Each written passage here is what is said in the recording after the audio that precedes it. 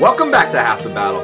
I'm your host as always, Daniel Levi, and joining me on this very special edition of Half the Battle is Pat Healy. Pat, welcome to Half the Battle, man. Hey, man, appreciate you having me on. Absolutely, man. It's my pleasure. So, I mean, dude, you've seen it all. You've, you've been in this sport a very long time. What keeps you motivated these days? Man, I really love MMA. It's been a big part of my life for a long time. I can't imagine my life without it.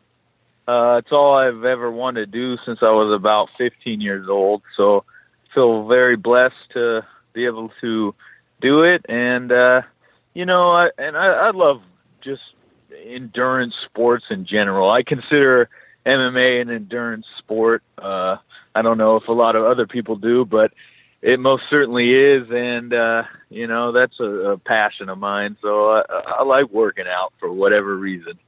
Yeah, and you mentioned you started when you were 15. I mean, did you just get into fights in school? Were you doing martial arts? Like, talk to me about how you got into it, man, because you've been in this game a long time. A little bit of both. Luckily, I have a twin brother, so that obviously growing up with a twin brother, and we were both highly competitive, that always led us to fighting and stuff like that. So that was a big thing. And then we were lucky when we were about 14, 15. We had a friend up the street who did Muay Thai, and he wanted to get some punching bags, basically. And we were the only ones stupid enough in the neighborhood to volunteer. And we took some savage beatings back in the day, but it really, really crafted the love for us. Absolutely. And eventually, did you ever start to catch up and then beat that dude up, or was it always just him whooping you? Yeah, man. We eventually got him, and it's kind of funny. He's a great dude growing up, but he was a type of dude with an ego. And I remember the first time we grappled a lot too, and first time I choked him out was the last time we ever grappled. So he chose a little bit of a different route, but it was kind of funny. Yeah, that's hilarious, dude. And, speaking of choking out a great striker, you've choked out many great strikers. So do you feel like that experience helped you out, once you went on to fight a guy like Paul Daley or Dan Hardy or something like that? Sure, man. I mean, there's nothing like taking a few leg kicks or hard shots to make you want to take a guy down and choke him out, man. I mean, that's always been my thing, man. Yeah, and so I got to know about this fight with Paul Daley you had back in 2005. I mean, what was that left hand like that he throws? Oh, man, he definitely has a ton of power, and I remember at one specific moment in the fight, it was right at the start of the second round, and it was a really small ring, which worked out well for me, obviously, but a tiny little ring, and he came out in the second round. I think he took maybe 2 steps and then threw a flying knee, and he covered, like, the entire ring. Like, he flew across the entire ring. It was crazy. I was still in my corner when the flying knee came, and he literally covered almost the entire ring. That's crazy, dude. I mean, he was such an explosive dude, and a very, very dangerous striker. Now, going into a fight like that, are you at all like, I'm going to test my stand-up against Paul Daley, or are you just like, I'm going to take this dude down and choke him out? Definitely the later one. I think in practice a lot, I'll go with guys and be like, all right, I'm going to, I know this guy's got good stand-up. I'm going to test it out for a while. And then as soon as I start taking some shots, I'm like, all right, that's enough of a test. But in fights, I try to stay strictly to business. You may try to bait him into, a slugfest just to get a takedown. That's kind of always been my reasoning there.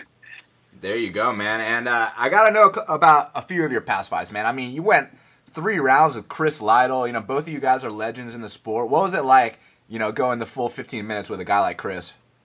Man, that's actually one of my best memories, man. It was the first time I had fought on, it was a WC, it's not the WC that, we all remember, but it was a much smaller back in those days, but it was still a great up-and-coming show, and, it was the first time I think I fought on HD net, and what was cool about it was an outdoor show, and right as we came out, the sun was setting, and it was just made for a great, moments in the fight, and and then we just kind of battled it out. So it was a really close fight, and it's kind of like my first, on a semi big stage. So it was a big moment for me.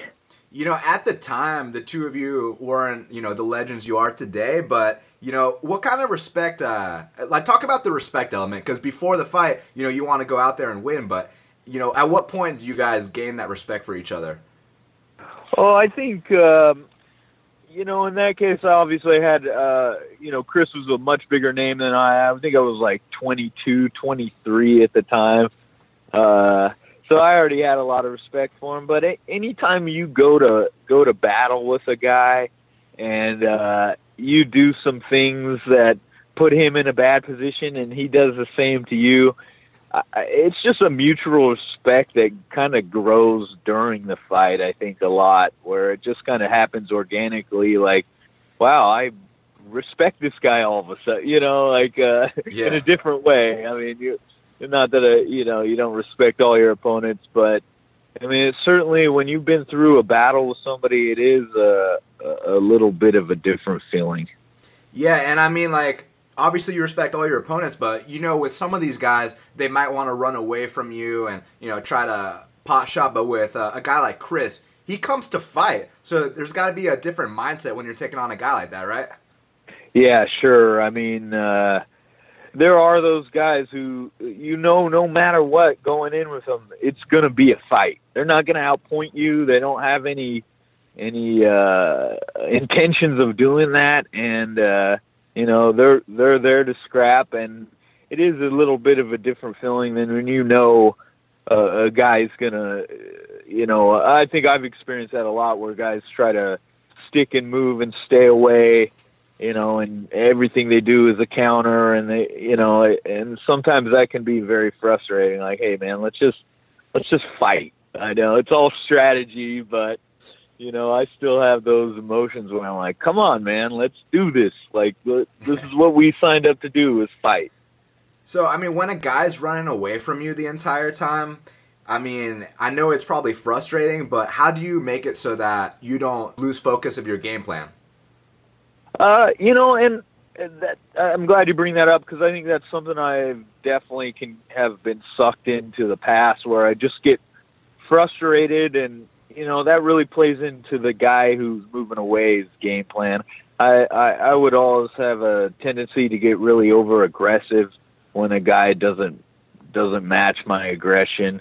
So I mean, that's always kind of a fine balance. I've really been working on that lately, and for guys like me who want takedowns and are aggressive, like, sometimes you just gotta kind of get into range and not throw yet, which sounds a little dangerous, but if all they're gonna do is try to counter you, you can kind of just walk them down and eventually pin them into a corner and make them fight. Yeah, and I was just thinking about that. I mean, you are a bigger lightweight. I mean, firstly, just to change the topic real quick, is that cut rough for you at all? It had been for a lot of years. I'd say about 6 months to a year ago, I changed my diet, kind of just my whole kind of lifestyle with eating. I went to the things that are kind of really unpopular endurance running, but it's like a fat-based diet, kind of a paleo type, but focusing on keeping your fats up and your carbs really low, to make yourself burn fat instead of relying on those carbohydrates. and that has been, I mean, that's been a great change for me, not only in training and, but just in life. My girlfriend is on it now, and, you know, she's, you know, as low as she was in like high school, you know, her weight's as low as she was in high school. Just a healthy way to live. And it, you know, I think it's good for your brain too, because, you know, with all the shots we're taking, I think, you know, it's good to think about your brain too. Yeah, absolutely, man. And I mean, is there specific things you cut out? I know you mentioned, you know, the technicals there, but I mean, is it just a matter of like cutting out bread, or I mean, what specifically did you do in your diet? So kind of the when I was falling, I like use kind of fats is the base of my diet. So there's like lots of coconut milk and things like that, like higher fatty foods, low carb, still high a lot of vegetables, but more of the non-starchy vegetables, you know, saving those like starchy vegetables for pre or post workout. So kind of using the carbs that I do eat right around my workouts that I want a good explosive workout where, you know, I might be burning a little bit more sugar, like the fructose or sucrose or whatever, you know, so you can kind of give yourself carbs for that. And then, you know, really it's just getting your body to use fat as your primary energy source. That's interesting, man. I mean, you sound like you really know this shit. I mean, do you read books? Do you just have a great nutritionist, or what? How'd you learn? Yeah, man, I love food, and I've really gotten into nutrition lately, you know, and I read a ton of books. I'm kind of I guess it would be like a training nerd, man. You know, I like long distance running, swimming. I'm probably going to do my first triathlon here in July after the fight. So I'm really like into the kind of the science behind, you know, working out and what the top athletes in the world are doing. You know, the real, you know, Olympic or, you know, outliers in each sport, and kind of paying attention to what they're doing. And that's what a lot of the high endurance guys do, is the high fat diets. And, you know, it's been, like I said, it's been a great change for me. That's good to hear, man. And I mean, speaking of, you know, high endurance, you are known for your pace and your cardio. And back in the day, you fought Carlos Condit. You finished him in the third round with a rear naked choke. And then he went on to be one of the guys that's known for, you know, having a high output, can go all 5 rounds. Back in the day when you fought him, I mean, did you know that this dude was going to be something special? Yeah, man, he was tough, man. I mean, he was definitely landing some good shots on me in that fight. And, you know, I stayed diligent with the takedowns, and really the only hole he had in his game, his jiu-jitsu was always really good. His stand-up was always really good, and he just didn't really have the takedown defense back then. And that's something he certainly has changed. But, you know, he was one of those dudes who you fought who, like, man, I'm glad I got that victory, and, you know, I'm going to keep an eye on this guy. Yeah, I mean, just to go, you know, just to fight that guy is crazy, but also to fight you is crazy too. I mean, what'd you think about that fight besides what you already told me? I mean, because, dude, that's a monumental win. Yeah, I mean, it was I wish they had a tape of it somewhere. The promotion kind of went bust after that, and did a bunch of shicey stuff, didn't pay a bunch of people and stuff, and never like put together a DVD, or I don't think there is any footage of it. But that was a knockdown, drag out fight, man. We went at it, and, you know, he'd be tagging me up, then I'd take him down, get some shots on him, he'd make a move, get back to his feet. And it was just like this endless cycle of on our feet, take down, to the ground, like back up, like a real MMA fight, you know, covered all aspects. And, Yeah, man, that was one of those. I think after I finished that choke, I nearly passed out myself. I was so tired. Damn, man, they need to, uncover that footage, dude. I'd love to see that shit. Yeah, me too, man, to be honest. Yeah, man. So I bet you get asked this a lot, but I know that you probably know about There's Something About Mary, and Matt Dillon's character's name is Pat Healy. Yeah, that's a great one. He couldn't have be a better sleazy character, than that Pat Healy in that one. Dude, but what do you think about that movie? I think it's a classic, man. Oh yeah, absolutely. I just saw it not too long ago, and still when I watch it, every time they say Pat Healy, it trips me out, man. So you just saw it recently? So were people like telling you about it for years, and then you finally were like, all right, I got to see what this is all about? No, I had seen it years ago. I just happened to see it again recently, and it reminded me how great of a movie that was. Dude, I know, right? Yeah, and to have your name as that character, I mean, that dude, he was hilarious in that movie. The ultimate scoundrel, man. Yeah. So back to your fighting, man. I mean, you take on Lyle Beerbohm in Strikeforce, and this is a guy that at the time he was 16-0. And I mean, for you, you were already an experienced vet. Was it like no big deal to fight a guy that's 16-0, or was it like, wow, this guy's got a lot to prove? Just talk about the mindset going into a fight like that. Man, I like fighting. When you get an undefeated guy, especially with a record of 16-0, it's a lot of motivation. You want to be that guy to give that person their first loss. So, to me, that really motivates me, and I kind of like that underdog mentality, and I was certainly the underdog in that fight, and it felt good to hand him his first loss. Yeah, man. I mean, that was a very good performance, and your fight with Maximo Blanco, man. I mean, it's funny because you've taken on dudes that are welterweights, dudes that are lightweights. This is one of the smaller guys you've taken on, but it's funny because he's known for coming out in that first round super explosive. What was it like weathering that storm and then choking him out? Man, and that was a tough one too, because early on he was taking it to me early on, and then I had him in an omoplata, and he laid a bunch of kicks to my head when I was on the ground, and dazed me, and it was illegal strikes. The ref came in and stopped it, and I was sitting there with the doctor had to come in. And they were asking me where I was at, and I could not. My mind was completely blank, and I was thinking about it, and the doctor's standing right in front of me going, "Hey, where you at? Where you at? What arena are we in? What state are you in? Like, you have to tell me, or I'm not gonna let you fight. Like, I'm gonna call it."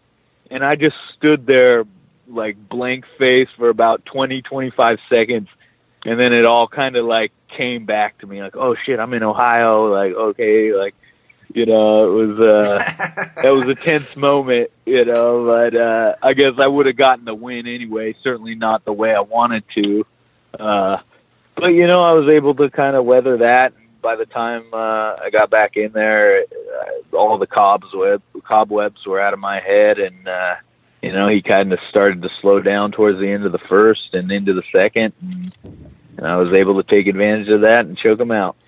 Jeez, dude, that's super intense, man.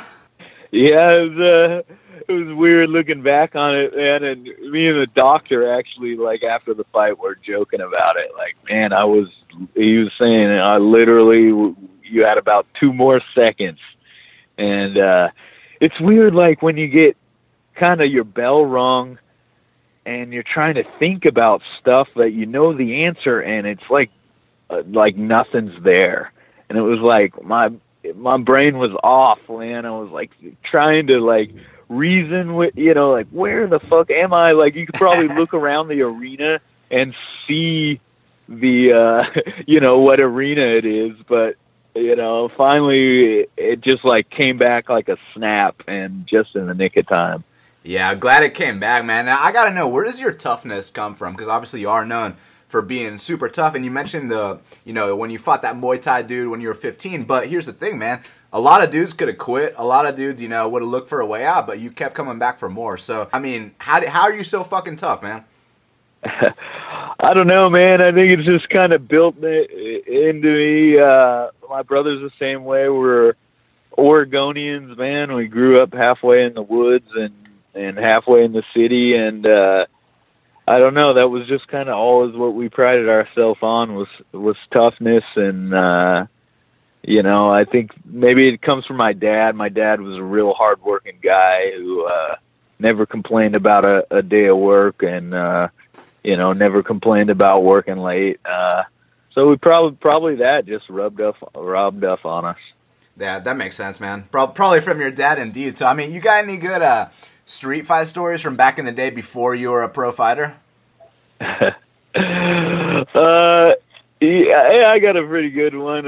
It's actually, I may have told this one before in the past, but the first time I ever broke my nose when I was about 17, and me and a group of friends were all in my car, and we were driving, and some guy had passed us or something, and felt that somebody in the car did something that pissed him off, and he pulled up beside us and was yelling at us, and I just flipped him off, not knowing what was going on. And he got behind us and started telling us, and it was me and 4 of my friends in the car, so pretty gutsy dude. We pull over in like a McDonald's parking lot. He pulls e-brakes, screeching across into the parking lot. As he's in the parking lot, pulls another e-brake, just sliding out, just drawing so much attention to him, wheels lighting up, smoke flying. And he jumps out of his car and comes running up at me "Hey, why'd you flip me off?" And I pushed him out of my face. He came back, and then we just threw down. And he was quite a bit older than me, probably about 25. And we just went toe to toe, man. And he hit me one good one in the nose, and I grabbed him, I remember, in a tie clinch and started pumping knees into him. And once he fell down from that and was all cut, and that was it, man. It was like he was done and all bloody. And at that point, I didn't even know my nose was broken.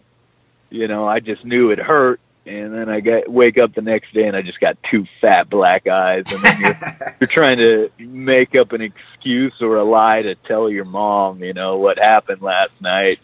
My parents always used to just roll their eyes here we go again.